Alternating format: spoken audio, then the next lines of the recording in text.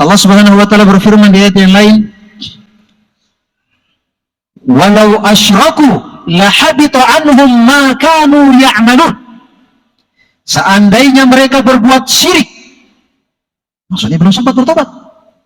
Seandainya mereka berbuat syirik, akan terhapus semua amalan soleh yang pernah mereka lakukan. Sholat kita, puasa kita, zakat kita, haji kita, bahkan agama kita, Islam kita batal. Gara-gara apa? Syirik. Kira-kira ngeri gak? Capek-capek kita sholat puluhan tahun sampai mati, kita haji, kita apa, ya kan? Ternyata kita berbuat syirik. Maka syirik ini menyebabkan berapapun banyak pahala kita terhapus. Allah berfirman di ayat yang lain, Allah mengancam Nabi Muhammad SAW. Allah ingatkan Nabi Muhammad, lain asyrakta la yahbatanna amal. Wahai Muhammad, kalau kamu berbuat syirik, akan terhapus semua amalanmu. Wala takunanna minal khasirin, dan kamu termasuk orang-orang yang bangkrut, capek-capek beramal, ternyata capek. Sekelas Nabi Muhammad, siapa yang meragukan bagaimana pahala Nabi Muhammad, bagaimana ibadah Nabi Muhammad, bersamaan dengan itu diancam oleh Allah. Apalagi kita ini diancam oleh Allah, ya. Jangan coba-coba dengan yang namanya syirik. Jangan coba-coba dengan yang namanya syirik. Ini dua, karena waktu yang singkat ya, baru dua. Sebagai penjamin neraka, diharamkan surga, tidak akan ditolong. Apalagi tadi? Penggugur. Kalau penggugur dosa bagus, penggugur pahala. Bagaimana sih bentuk-bentuk syirik itu? Intinya tadi menyerahkan ibadah kepada selain Allah. Contoh, seperti misalnya sembelihan. Qul inna salati wa nusuki wa nusuk. Katakan sesungguhnya salatku dan sembelihanku. Wa mahyaya wa mamati lillahi rabbil alamin. La'anallahu man dhabaha li ghairillah. Allah melaknat orang yang menyembelih untuk selain Allah. Berarti kita tidak boleh melakukan sembelihan kecuali hanya karena siapa? Kita bismillah, mendekatkan diri kepada Allah. Bismillah, sebagai bentuk mengagungkan Allah. Misalnya di hari raya Idul Adha kita beli sapi, beli kambing, alirkan darah. Kita keluarkan uang untuk beli sapi, beli kambing, alirkan darah. Bismillah, Allahu Akbar. Sebagai bentuk apa? Pendekatan diri kepada Allah Subhanahu wa ta'ala. Tapi jangan kira ibadah ini juga ternyata diserahkan kepada selain Allah. Kalau bikin rumah baru, peletakan batu pertama, potong ayam. Terus biar baca bismillah, biar baca Allahu Akbar, potong ayam. Kemudian dialirkan darahnya ke batu pertama. Apa bahasa Bugisnya? Macera. Beli mobil baru, beli motor baru, siramkan darah. Saya tanya, ini ibadah atau bukan? Kita mendekatkan diri kepada jin-jin supaya aman, supaya nyaman. Ketika ada proyek misalnya, tidak langsung dikelola. Ada hutan mau digarap, tidak langsung dikelola. Kasih dulu lah, kambing lah, apalah. Bikin jembatan, kepala sapi lah. Kadang yang melakukan Pak Kisongko Haji, kadang yang melakukan Pak Imam, kadang yang melakukan Masya Allah kebaikannya.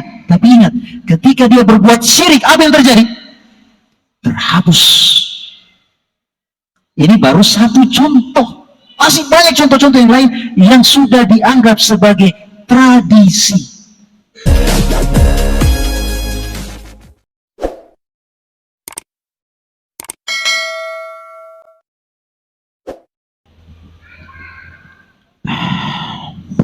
Bismillahirrahmanirrahim. Assalamualaikum warahmatullahi wabarakatuh. Alhamdulillahi Rabbil alamin. Assalatu wassalamu ala Rasulillah wa ala alihi wa sahbihi wa mawala, amma ba'd. kaum muslimin dan muslimat jamaah maghrib rahimakumullah, segala puji bagi Allah Subhanahu wa taala atas segala nikmat dan karunia-Nya kepada kita semua. Tidak ada yang pantas bagi kita melainkan banyak bersyukur kepada Allah Subhanahu wa taala.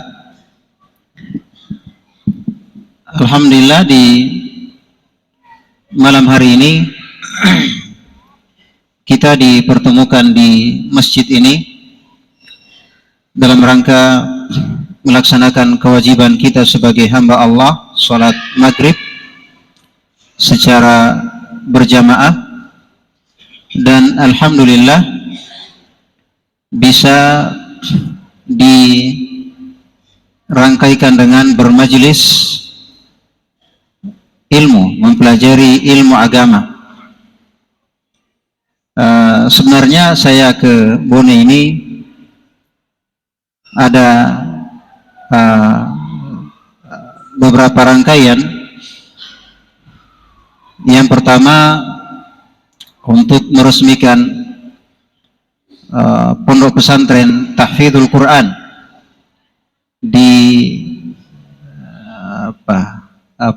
Malari, Nipa Malari ya. Iya, di Nipa. Alhamdulillah masjidnya sudah jadi, asramanya sudah jadi, dan alhamdulillah sekarang sudah mulai penerimaan santri baru. Ya, barangkali ada dari anak-anak kaum muslimin dan muslimat sekalian yang ingin menjadi anak-anaknya menjadi para penghafal Quran. Tapi untuk sekarang untuk laki-laki ya gratis. Ya, gratis semuanya, dan insya Allah makannya enak. Ya, dan alhamdulillah gurunya dari Timur Tengah. Ya, bertahap insya Allah untuk sementara sekarang dari guru dari Yaman ya. Artinya anak-anak kita yang belajar dari Indonesia yang menuntut ilmu di sana yang akan membimbing di pondok tersebut. Ya, kemudian juga ada kami buka TPA di sini di Ahmad Yani. Ya, bagaimana anak-anak bisa belajar Al-Quran, belajar tajwid, menghafal surah-surah pendek, doa-doa pendek. Ya, tentunya ya kita mulai dari hal-hal yang kecil, ya sehingga tentunya tidak ada yang kecil, pasti akan menjadi besar. Dan alhamdulillah di malam hari ini ya tanpa saya sangka juga dipersilakan untuk bisa mengisi di masjid ini. Ya, sebenarnya ya saya segan ya, tapi karena disuruh ya bismillah, ya kan. Sebenarnya saya juga di Bone ini bukan orang asing di sini ya, karena saya menikah di Bone ya. Saya menikah di Bone, tinggalnya di situ Lorong Gelo ya. Jadi saya pernah merintis pesantren juga di sana di Malojena. Ya, Malojena. Intinya tahun 2010 saya menikah di sini, tinggal di sini, dan alhamdulillah ada anak yang lahir di sini, ada 2 orang anak, jadi tinggal selama 3 tahun. Jadi insya Allah bukan orang asing ya. Taib, kaum muslimin dan muslimat sekalian yang dirahmati oleh Allah Subhanahu wa taala. Adapun tema yang kita akan bahas adalah amalan-amalan pelebur dosa.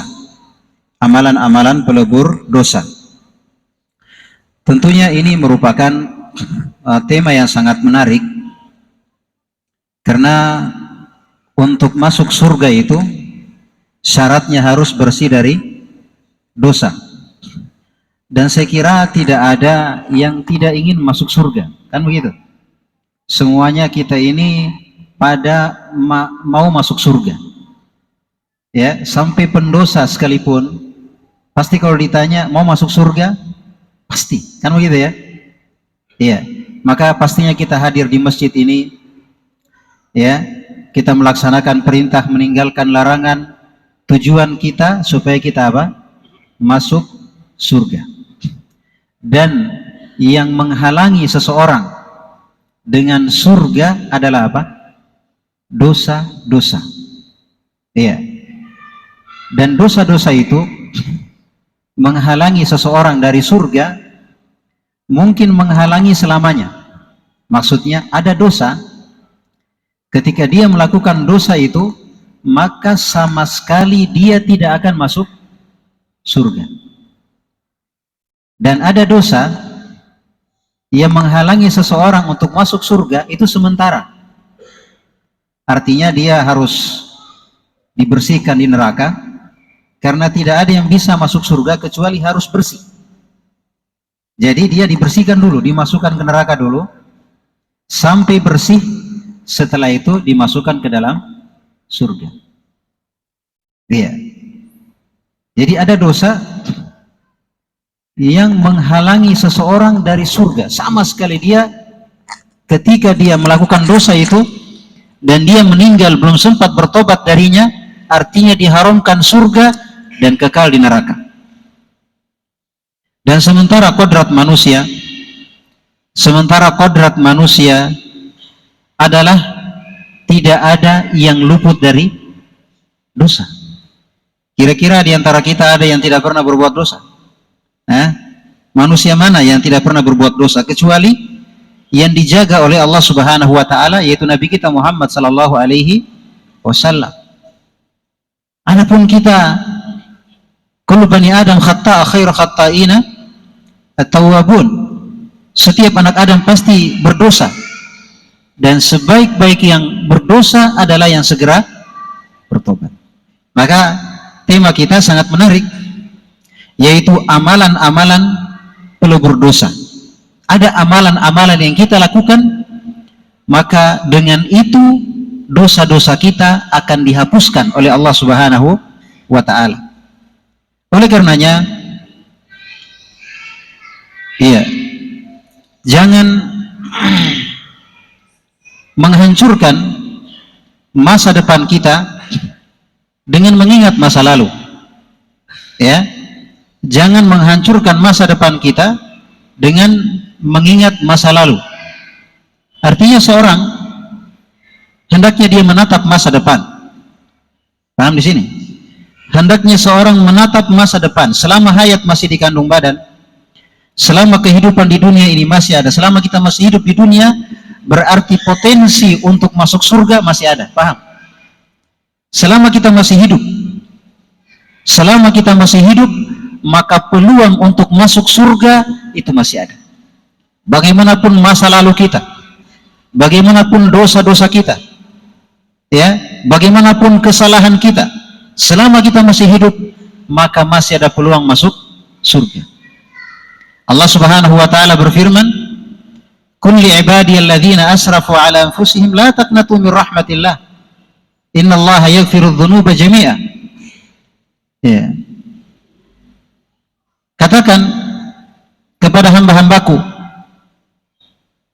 yang telah menzalimi dirinya dengan kezaliman yang banyak, maksudnya telah banyak dosa, jangan putus asa. Sampaikan kepada mereka, jangan putus asa dari rahmat Allah. Jangan merasa bahwa tidak mungkin lagi ada surga bagi saya. Jangan merasa bahwa tidak mungkin ada ampunan bagi saya. La taqnatu min rahmatillah. Jangan putus asa dari rahmat Allah. Innallaha yaghfiru dzunuba jami'a. Sesungguhnya Allah mengampuni semua dosa. Tidak ada dosa apapun itu, sebanyak apapun, sebesar apapun, selama kita mau kembali kepada Allah, maka pasti Allah ampuni. Ya kan? Nah, berarti kita perlu mengetahui amalan-amalan yang bisa menggugurkan dosa-dosa kita. Amalan-amalan yang menggugurkan dosa-dosa kita. Yang pertama adalah tauhid. Yang pertama adalah tauhid. Yang kedua adalah taubatan nasuha. Dan yang ketiga adalah amal salih. Yang ketiga adalah amal salih. Maksudnya sebagaimana firman Allah Subhanahu wa taala, innal hasanati yudhibna as-sayyi'at, sesungguhnya amal-amal salih, kebaikan-kebaikan yang kita kerjakan itu akan menggugurkan kesalahan-kesalahan yang pernah kita lakukan. Maka mungkin saya cukupkan dengan 3 hal ini karena mengingat waktu yang singkat. Jadi di antara amalan penggugur dosa adalah tauhid. Bahkan dia tauhid ini menempati urutan pertama dalam menggugurkan dosa. Yang kedua adalah taubat, yang disebut dengan taubatan nasuha. Taubatan nasuha, dan kita akan jelaskan bagaimana taubatan nasuha. Dan yang ketiga adalah hendaknya kita kalau betul mau masuk surga, maka hendaknya kita ganti amalan kita. Dulunya kita beramal yang jelek, sekarang kita beramal yang baik. Dulunya kita tidak pernah ke masjid, sekarang kita rajin ke masjid. Dulunya kita berteman dengan teman-teman yang jelek, dengan teman-teman yang tidak taat kepada Allah, sekarang kita berteman dengan teman-teman yang baik. Dulunya kita malas belajar agama, sekarang kita rajin, kita ganti. Maka kebaikan-kebaikan yang kita lakukan itu akan menggugurkan ya kesalahan-kesalahan di masa lalu. Maka jangan menghancurkan masa depan hanya karena frustasi dengan masa lalu. Tatap masa depan, pandang masa depan, dan Allah Subhanahu wa taala akan menggugurkan segala kesalahan kita yang lalu. Dan jangan mengingat apa kata manusia, jangan sibuk apa kata orang, ya, karena yang menghisap di kemudian hari bukan manusia tetapi siapa? Allah Subhanahu wa taala. Apa yang kita pusing dengan orang? Apa yang kita pusing dengan manusia? Karena yang menilai, yang memasukkan kita ke dalam surga, yang menghapuskan dosa kita, ya, adalah Allah Subhanahu wa taala, bukan manusia. Bukan manusia yang menilai, bukan manusia yang menghisap. Berapapun manusia yang menilai percuma, nggak ada gunanya, nggak ada gunanya. Tetapi yang menghisap adalah Allah Subhanahu wa taala. Iya, Allah Subhanahu wa taala. Dan Allah Subhanahu wa taala membuka pintu penghapusan dosa kepada kita selebar-lebarnya. Manusia bagaimanapun, dosa apapun, sebanyak apapun, kalau kita kembali kepadanya, maka Allah akan menerima kita dengan selapang-lapangnya. Iya kan? Kaum muslimin dan muslimat, jamaah maghrib rahimakumullah, yang pertama adalah tauhid. Yang pertama dari penggugur dosa adalah tauhid. Iya. Di mana tauhid ini, siapa yang hidup di atas tauhid dan dia selamat dari syirik, maka dia akan mendapatkan keamanan, ya, dan dia akan mendapatkan hidayah. Maka dia akan mendapatkan hidayah. Allah Subhanahu wa taala berfirman dalam surah Al-An'am ayat 82, Alladzina amanu walam yalbisu imanahum bizulmin ulaika lahumul amnu wa hum muhtadun. Orang-orang yang beriman, orang-orang yang beriman, yang meyakini bahwasanya la ilaha illallah, tidak ada yang berhak diibadahi kecuali Allah, walam yalbisu imanahum bidzulmin, yang tidak mencampurkan imannya dengan kezaliman. Kalau kita lihat ayat ini, lihat bagaimana tafsir para sahabat tentang walam yalbisu imanahum bidzulmin, dan mereka tidak mencampurkan imannya dengan kezaliman, maksudnya dengan syirik. Jadi lawan dari tauhid adalah apa? Jadi kalau mau tahu sesuatu, kenali lawannya. Mau tahu sehat, kalau rasakan sakit, oh ini sehat. Mau tahu manis, kalau ada apa? Pahit. Mau tahu bagaimana bahagia, kalau ada apa? Sedih. Demikian pula kita akan kenal apa itu tauhid kalau kita paham apa yang namanya apa? Syirik. Kita nggak akan paham tauhid. Kita tidak akan paham tauhid kalau kita nggak paham apa? Syirik.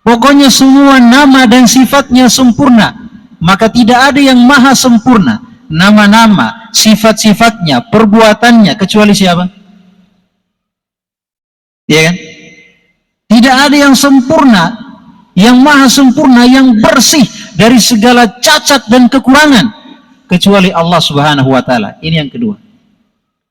Yang ketiga, kita harus meyakini bahwa tidak ada yang berhak diibadahi atau disembah kecuali siapa? Allah. Tapi ingat, ini bukan cuma keyakinan, bukan cuma ucapan la ilaha illallah, tapi harus kita buktikan dalam kehidupan kita sehari-hari bahwa betul tidak ada Tuhan kecuali Allah. Tidak ada yang mencipta, yang mengatur, yang menguasai, yang menyembuhkan penyakit, ya, yang mengabulkan doa, yang melapangkan rezeki, yang mengangkat musibah, kecuali siapa? Allah. Kita yakin bahwasanya tidak ada yang maha sempurna, yang lepas dan bersih dari segala cacat dan kekurangan, kecuali siapa? Allah. Sekarang saya tanya, kalau cuma Dia yang mencipta, kalau cuma Dia yang mengatur dan menguasai alam semesta, kalau cuma Dia yang maha sempurna, tidak ada kekurangan sama sekali padanya, kalau begitu cuma Dia pula yang berhak diibadahi. Sekarang saya tanya, mempertuhankan Nabi Isa, menyembah Nabi Isa, cocok nggak? Saya tanya, Nabi Isa mencipta atau diciptakan? Dia mengatur atau diatur? Dia menguasai atau dikuasai? Layak nggak dijadikan sebagai yang kita sembah? Paham? Layak? Enggak kan? Artinya apa?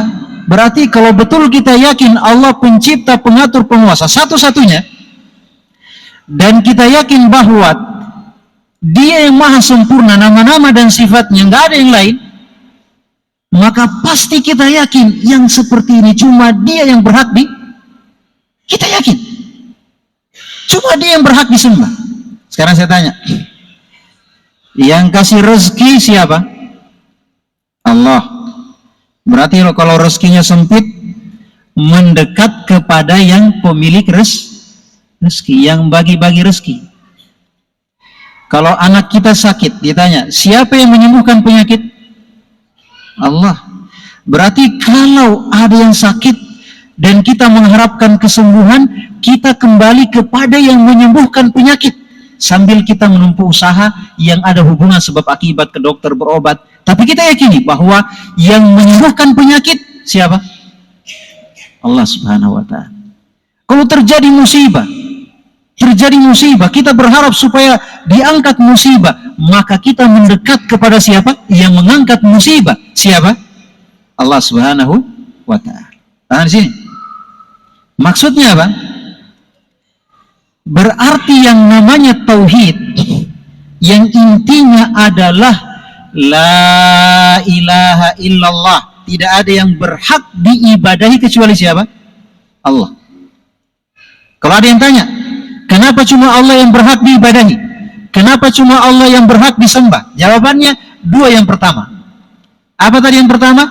Karena tidak ada Tuhan kecuali siapa? Allah. Yang kedua, karena tidak ada yang sempurna kecuali siapa? Allah. Coba cek yang lain. Apa kelebihannya? Apa keistimewaannya? Sehingga kita perhatikan, nggak ada keistimewaannya. Ya kan? Baik. Yang ketiganya yang paling penting. Dengannya kita paham apa yang namanya syirik. Jadi syirik itu adalah menyerahkan ibadah kepada selain Allah. Itu dia. Karena kita sudah yakin bahwa tidak ada yang berhak diibadahi atau disembah kecuali siapa? Allah. Berarti syirik itu menyerahkan ibadah kepada selain Allah. Nah, yang jadi masalah adalah banyak dari kaum muslimin yang tidak paham atau kurang mengerti atau salah paham apa yang namanya ibadah. Ibadah itu adalah Syekhul Islam Taimiyah rahimahullah dalam kitabnya Al-Ubudiyah menyebutkan definisi yang paling bagus, bahwa ibadah itu adalah ya setiap amalan yang dicintai dan diridhai oleh Allah Subhanahu wa taala, baik itu perkataan maupun perbuatan, baik itu yang nampak maupun yang tersembunyi. Berarti yang namanya ibadah itu ada ibadah yang nampak, tapi juga ada ibadah tapi dia tidak nampak. Seperti ibadah hati. Contohnya apa? Tawakal. Di mana tempatnya tawakal? Di hati. Cinta. Tempatnya di mana? Di hati. Takut. Takut tempatnya di mana? Di hati. Apa namanya? Al-inaba wa anibu ila rabbikum. Kembali. Tempatnya di hati. Ada juga ibadah lisan. Seperti doa, berdoa, tempatnya di mana? Di lisan. Bertasbih, bertahmid, berzikir, tempatnya di lisan. Juga ada ibadah badan seperti ruku, sujud, i'tidal, ya kan? Juga ada ibadah harta. Kita menyembelih sapi, kambing, itu apa? Di hari raya Idul Adha, ibadah. Kita memasukkan uang di celengan di masjid misalnya 5.000 rupiah, 1.000 rupiah, itu apa? Ibadah. Jadi ibadah itu ada ibadah hati, ada ibadah lisan, ada ibadah badan, ada ibadah apa? Harta. Yang jelas, yang namanya ibadah apapun, mau hati, mau lisan, mau badan, mau harta, yang namanya ibadah tidak ada yang berhak diibadahi kecuali siapa? Jadi kapan ada ibadah apapun, mau ibadah hati, ibadah lisan, ibadah badan, ibadah harta, kapan diserahkan kepada selain Allah, itulah yang namanya apa? Allah Subhanahu wa taala berfirman, iyyaka na'budu, iyyaka na'budu, hanya kepadamu kami beribadah. Wa ma umiru illa liya'budullaha mukhlishina lahuddin. Tidaklah mereka diperintah kecuali agar supaya mereka beribadah kepada Allah. Bagaimana ibadahnya? Mukhlisin, mereka memurnikan ibadah ini hanya kepadanya. Ala lillahi dinul khalis. Ingatlah, hanya milik Allah agama yang murni, ibadah yang murni, itu hanya milik Allah. Allah Subhanahu wa taala berfirman, "Wa ma khalaqtul jinna wal insa illa liya'budun." Aku tidak menciptakan jin dan manusia kecuali agar supaya mereka beribadah kepada siapa? Illa liya'buduni, agar supaya mereka beribadah kepadaku. Catat itu, bahwa ibadah yang Allah perintahkan adalah ibadah yang hanya kepada siapa?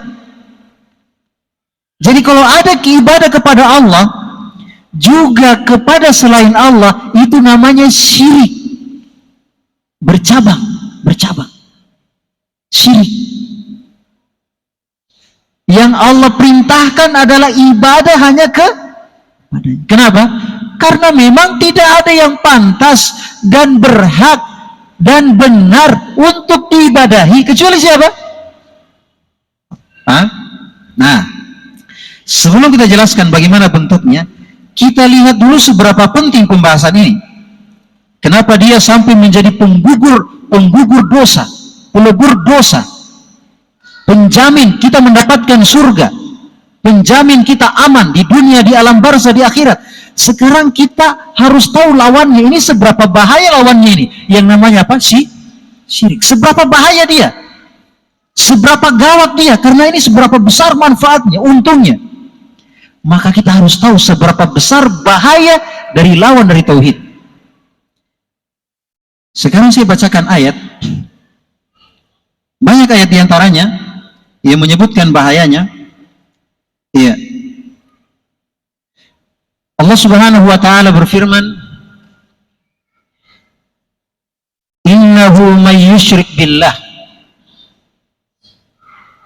innahu may yusyrik billah, sesungguhnya siapa yang berbuat kesyirikan kepada syirik, menyerahkan ibadah kepada selain, kata Allah, sesungguhnya siapa yang berbuat kesyirikan kepada Allah, faqad harramallahu alaihil jannah, maka sungguh Allah telah mengharamkan surga bagi orang tersebut.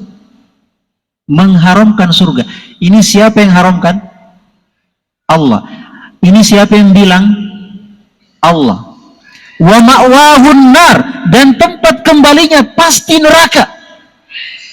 Wa ma lidh-dhalimina min ansar, dan tidak akan ditolong orang zalim tersebut.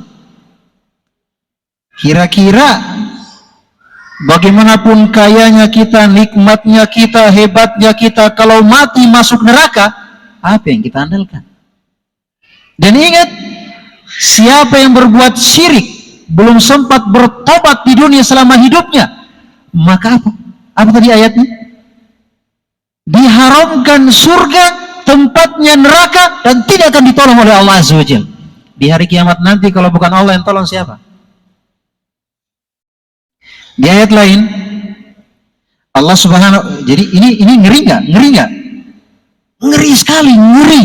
Orang kalau diharamkan surga, dipastikan neraka, kira-kira ya, Allah Subhanahu wa taala berfirman di ayat yang lain,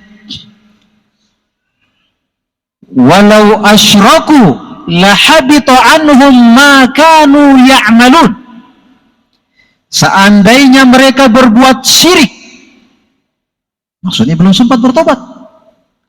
Seandainya mereka berbuat syirik, akan terhapus semua amalan soleh yang pernah mereka lakukan.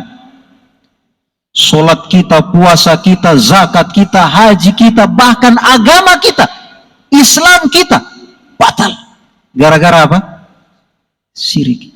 Kira-kira ngeri nggak? Capek-capek kita sholat puluhan tahun sampai mati, kita haji, kita apa, ya kan? Ternyata kita berbuat syirik, maka syirik ini menyebabkan berapapun banyak pahala kita terhapus. Allah berfirman di ayat yang lain, Allah mengancam Nabi Muhammad SAW.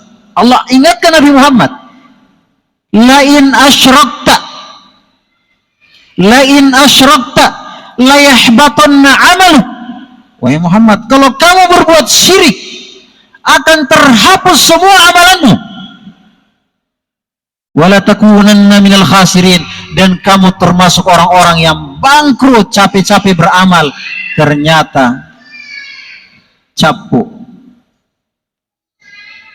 Sekelas Nabi Muhammad, siapa yang meragukan bagaimana pahala Nabi Muhammad, bagaimana ibadah Nabi Muhammad, bersamaan dengan itu diancam oleh Allah. Apalagi kita-kita ini diancam oleh Allah. Jangan coba-coba dengan yang namanya syirik. Jangan coba-coba dengan yang namanya syirik. Ini dua, karena waktu yang singkat ya, baru dua. Sebagai penjamin neraka, diharamkan surga, tidak akan ditolong. Apalagi tadi? Penggugur. Kalau penggugur dosa bagus, penggugur pahala, ya. Sekarang saya contohkan bagaimana sih bentuk-bentuk syirik itu. Intinya tadi menyerahkan ibadah kepada selain Allah. Contoh seperti misalnya sembelihan. Qul inna sholati wa nusuki wa nusuk, katakan sesungguhnya solatku dan sembelihanku, wa mahyaya wa mamati lillahi rabbil alamin.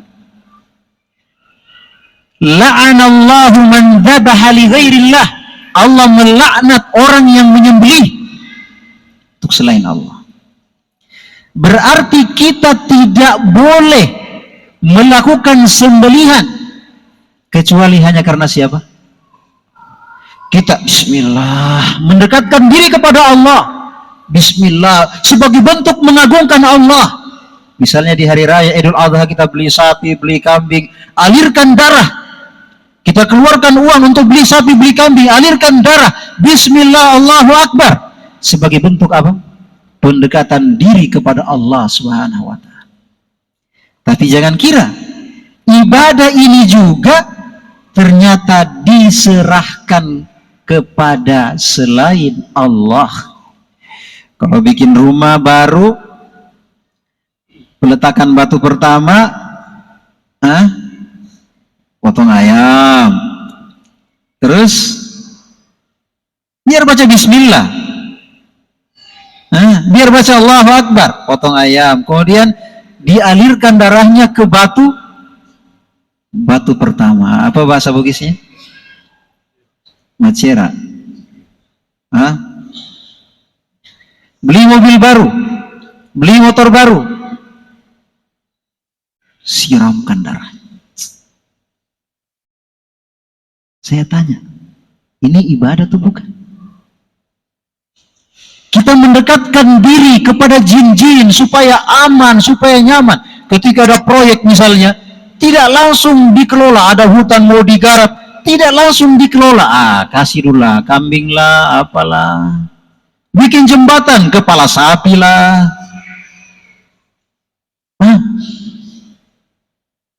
Kadang yang lakukan pakai songkok haji, kadang yang lakukan Pak Imam, kadang yang lakukan Masya Allah kebaikannya. Tapi ingat, ketika dia berbuat syirik, apa yang terjadi? Terhapus. Ini baru satu contoh.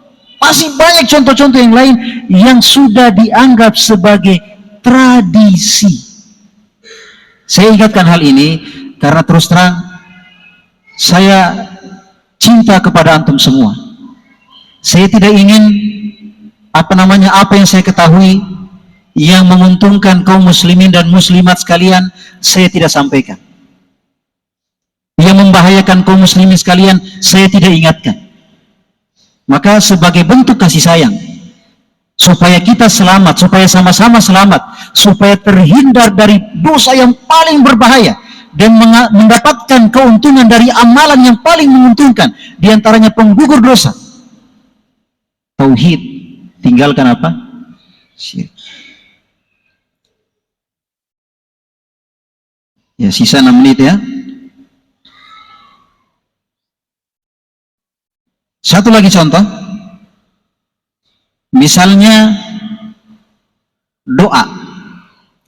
Saya tanya, doa ibadah atau bukan? Ibadah. Allah Subhanahu wa taala berfirman, "Wa qala rabbukum ud'uuni." Berkata Tuhan kalian, berdoalah kalian kepadaku. Allah suruh kita berdoa. Apa tadi definisi ibadah?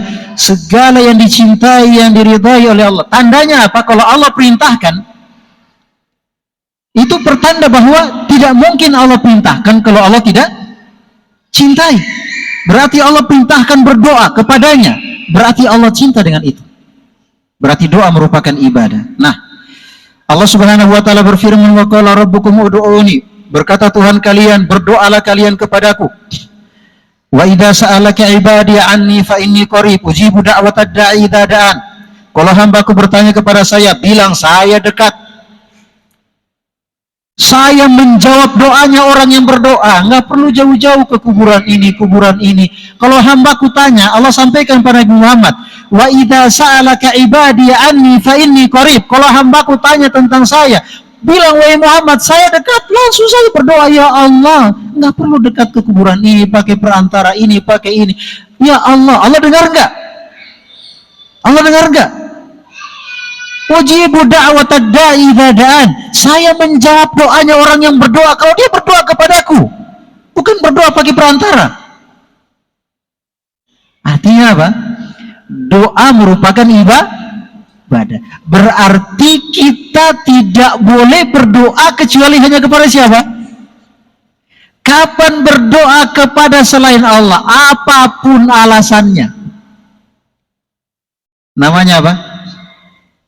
Alasannya kan dia orang saleh, dia wali, dia orang dekat dengan Allah. Kita ini orang banyak dosa. Kalau kita langsung kan siapa kita, ya kan? bagus pakai orang yang dekat dengan Allah. Masuk akal juga ya. Paham? Masuk akal juga. Tapi ternyata alasan itu, ini alasannya orang-orang musyrik di masa Nabi untuk membenarkan perbuatan syiriknya. Ketika mereka diajak kepada tauhid, berdoanya kepada Allah, apa alasan mereka? Itu yang disebutkan tadi. Allah Subhanahu wa taala berfirman, ya, Allah menyebutkan ibadahnya kaum musyrikin, ya, illa liyuqarribuna ilallahi zulfa, kecuali supaya mereka mendekatkan kami kepada Allah dengan sedekat-dekatnya. Ya. Di ayat lain, supaya mereka memberikan syafaat kepada kami di sisi Allah Subhanahu wa taala. Ya. Sekarang kita tanya, sisa 3 menit ya. Orang mati, kalau kita datang, dia tahu kita datang? Jawabannya tidak. Orang mati, kalau kita bicara, kita berdoa, dia dengar apa yang kita bilang? Jawabannya tidak. Orang mati, kalau kita minta kepadanya, dia bisa kasih? Jawabannya tidak. Karena dia tidak punya apa-apa. Dia tidak dengar, dia tidak tahu tentang kehadiran kita di situ.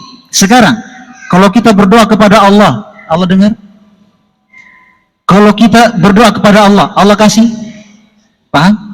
Maka justru menyerahkannya kepada selain Allah, maka itu adalah menyerahkan ibadah kepada selain Allah. Dan itu merupakan apa tadi?